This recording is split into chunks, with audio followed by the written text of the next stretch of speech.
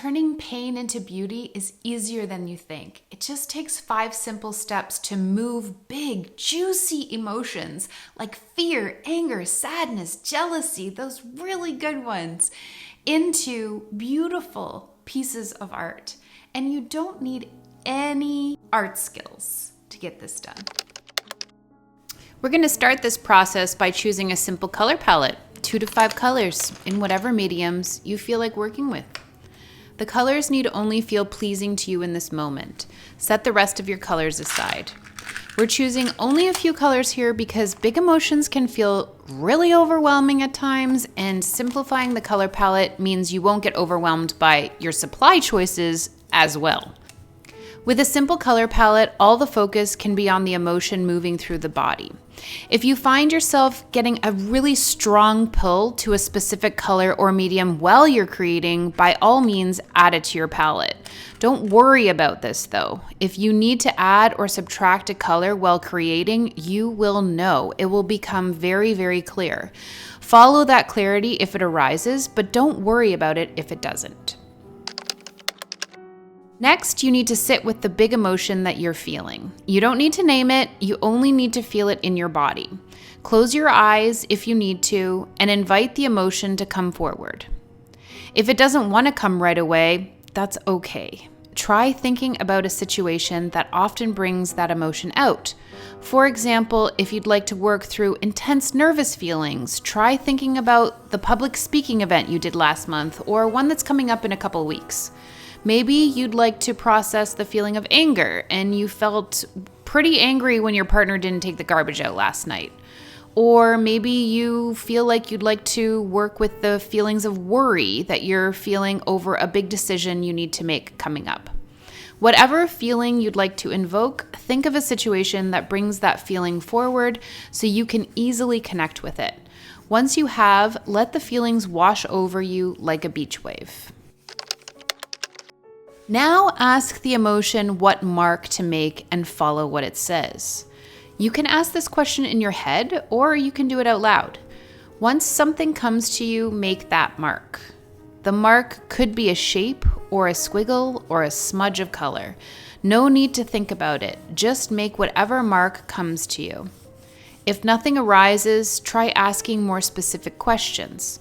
For example, you could say, fear, should I make a blue circle? Feel in your body whether the answer is yes or no. If it's a yes, create a blue circle on your page. If it's a no, ask another question like, fear, should I make a yellow smudge? Continue asking questions until you receive a yes.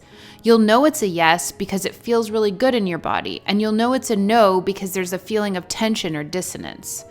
Once you receive a yes, go ahead and make that mark. After each mark is made, I recommend checking back in with yourself. Sometimes you may get lost in the creation process. It happens to me all the time. And you'll leave the big emotion behind. In other words, you're creating, which is a really beautiful thing, but the emotional processing is no longer happening. This is a great check and balance to make sure the emotional processing continues throughout the creation process. It's also an opportunity to reflect on what's happening on the page. Are there any important messages coming through, for example? While I was creating the piece you're seeing on the video here, an important question came through that I need to ask someone. You may also find you notice interesting things showing up on your page, like the dark blue lines on the right side of the page I made intuitively that I now see as letters in my name. Try your best not to get caught up in these interesting marks and make them an idea that needs to be finished. Just check in with yourself, get instructions for the next intuitive mark to make, and then make it. Honoring your capacity is the most important step because if you don't honor your capacity, you won't come back to this process. And continuous practice is key here.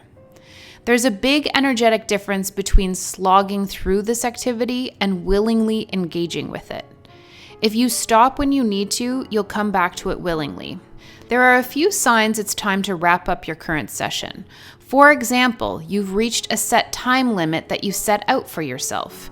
Perhaps you had 3 minutes to spare before you needed to leave the house. Honor this.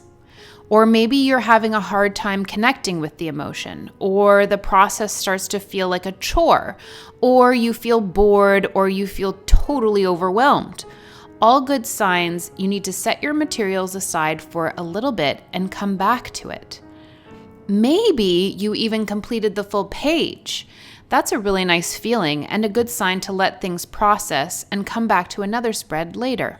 Know that you can finish your spread in multiple sittings. In fact, it can feel like such a relief to have a spread you've already started to come back to. Honoring your capacity in this moment will make it so much easier for you to come back to the process and start again when you're feeling refreshed. To move big emotions through your body using mindful art as a tool, you want to start by choosing a minimal color palette. Then focus on the big emotion you want to process. Make a mark. Check in with yourself, and then make another mark. Continue that process until you've reached your capacity for this session. Then come back and start another session as needed. If sharing helps you process, become a Scribble sharer on Patreon and share a photo of what you've been working on. If you'd like to dive deeper into any of these steps, I elaborate on them in these videos. I'd love to hear how this technique works for you, so let me know in the comments below.